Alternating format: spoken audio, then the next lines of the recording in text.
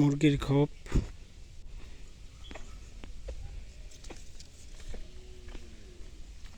এই পাশে একটা কুয়ো রাখা হয়েছে যাতে শুকনোর সময়ে তোমার পানিটা পাওয়া যায়, এবং এই গেটটার পরে ওই পাশে নেটের ওই পাশে বড়ভাবে মাটি কেটে রাখা হয়েছে এবং কুয়ো করে রাখা হয়েছে যাতে শুকনোর সময় বা গ্রীষ্মের সময় মাটিটা পাওয়া যায়। এবং মেশিং ওই আর আমাদের গরুর ঘর, এবং গরুর ঘর এখনও পাশের বেড়া দেওয়া বাকি আছে, এবং ওদের খাবারের জন্য যে ইয়েটা তৈরি করে ওইটা বাকি আছে, খাবার খাওয়ানোর জন্য ওই প্রসেসটা বাকি আছে। এছাড়া আমাদের ছাগলের খামার অলরেডি প্রস্তুত। এই যে ছাগল আছে, ছাগল বের হচ্ছে।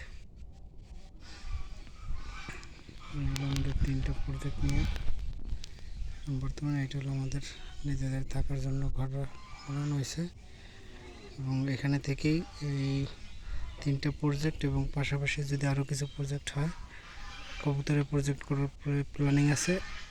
এটা মুরগির, এটা গরুর, এবং এটা হলো ছাগলের। তো এইগুলো পর্যালোচনা এবং পরিচালনার জন্য যেসব লোকজন থাকবে বা আমরা যারা থাকবো তারা সবাই এটার মধ্যে থাকবো। এবং শুরুতে যে জমিটা দেখাইছি ওইটা হলো ঘাসের জমি, ঘাসের প্রজেক্ট। এই যে এটা পুরোটাই ঘাস লাগানো হয়েছে।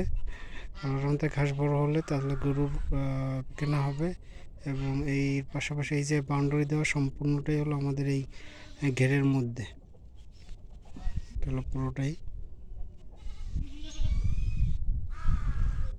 যে এই সামনের এই জমিটাতেও ঘাস চাষ করা হয়েছে। এখানে ঘাস আপাতত হয় নাই, যাবে জঙ্গলি ঘাস টাস আছে এগুলো।